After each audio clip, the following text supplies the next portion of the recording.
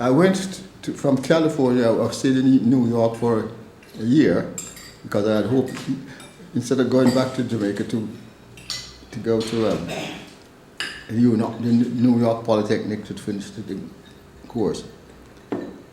And then it took a little while when I decided that I would go home to get this thing sorted out.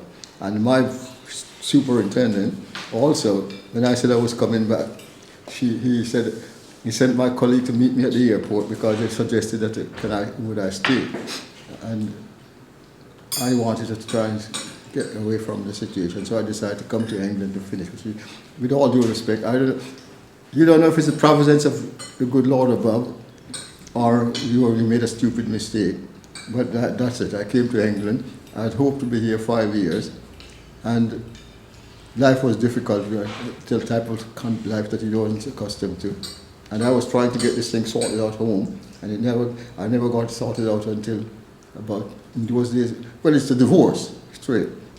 In those days it was difficult to get a divorce because what happened, my wife was an adopted daughter of a family, two husband and wife. Her uncle was a barrister, and he was the first black man who, when the colonial days, acted as whatnot for Jamaica. It was difficult to get the divorce because I left the home, the marital home. My uncle had a friend who was a senior draftsman in the civil service, and he, with his colleague who was an assistant commissioner of police, we went to see him, and he said, look, the best thing to do is, this thing is not working. I can see that the situation could never work. So go to England where you don't have to pay, because in America you have to pay to go to university. Because you're British and you're British and what. So I came here with the view for that purpose. And it didn't work out until about 5 years after. But you got your divorce eventually? Oh, a long time. So how old were you when you came to England? I do. I'm in England now 40 odd years. That's it. I don't know the years. I have to go and check them out now. What was it? Did you come over by boat or? No, I came over by plane. And what was it like when you arrived? What were your first memories and experiences here? Too much of it. My colleague at the power station, when I went back, and he thought I was going to be his boss again. At the university, and I was saying what? He said, oh, he was in the RAF. And he said, oh, he has a friend in England, live at Hyde Park corner, and he gave me a photograph of the person and said he wrote to them, and this person had a daughter, and they had a daughter. He wrote to them and they said it's okay for me to accommodate my stay. When I turned up at Hyde Park corner, after getting off the plane and getting the taxi, the place was under reconstruction. Scaffolding was up, and a few people looked down on me as if I was from outer space. And so the taxi chap decided to take me to find a hotel. And he went everywhere he went to. No, sir, we have no accommodation. And so he said, okay, he's going to take me to somewhere else now. And when I arrived at this place, he pulled up and he went inside, and it was a sergeant.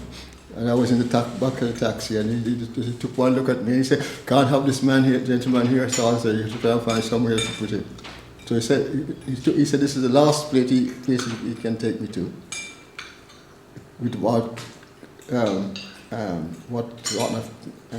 sterling cash I had. So he took me to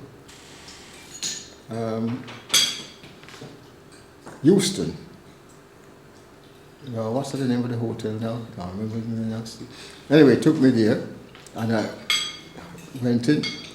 It was a double room accommodation, and they said, he said, only a double room he had, and you can let me have the room. So I went,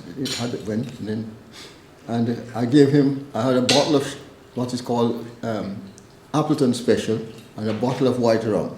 I did not know what was the value of it for them over here to them. And because I was so happy to find somewhere to get in after all this travel and what I've been running about, I gave him this money, this bottle of rum, and I had my accommodation. A couple of days later, I decided to go to the Commonwealth Institute to try and find accommodation. And when I returned, after looking for accommodation, I found, although I paid for the room, double room, my things were stuck in a little room beside a toilet. Luckily, I met a chap who was living in Sudbury, and he said he could have offered me accommodation. So he come and collected me about 4 days after I was in. He collected me and took me to Sudbury, and so I resided in Sudbury for 8 months until I came over to live in Hornsey. So, was that quite daunting when you arrived? Were you worried that you weren't going to have anywhere to stay? How did you feel when everyone kept saying that? Well, of course, you felt disillusioned and very uncomfortable and unhappy about the situation. I didn't know.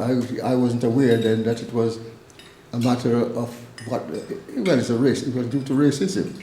So when you arrived in 1960s London, and you experienced this racism, at any point did you think, I'm going back, I'm not staying here? If my mother hadn't passed away, I wouldn't have been here. In the early days, when I came here, it was difficult to get a flight back to the Caribbean back. So I had planned to go home, but Mom passed away. By the time I would have got there also for her funeral, it would have been too late because they had to take the body from Kingston at the University College Hospital to a place called Montego Bay, to the other side of Jamaica, and to have the remains in the undertakers. It's expensive, and they didn't keep the body longer than a certain time. By the time I would have got home, he'd been buried. So Dad just said, if you don't want to come because Mom has passed away, don't worry. So I just stayed. Was that upsetting that you couldn't go for the funeral? Well, yeah, of course it would have been. But then after that,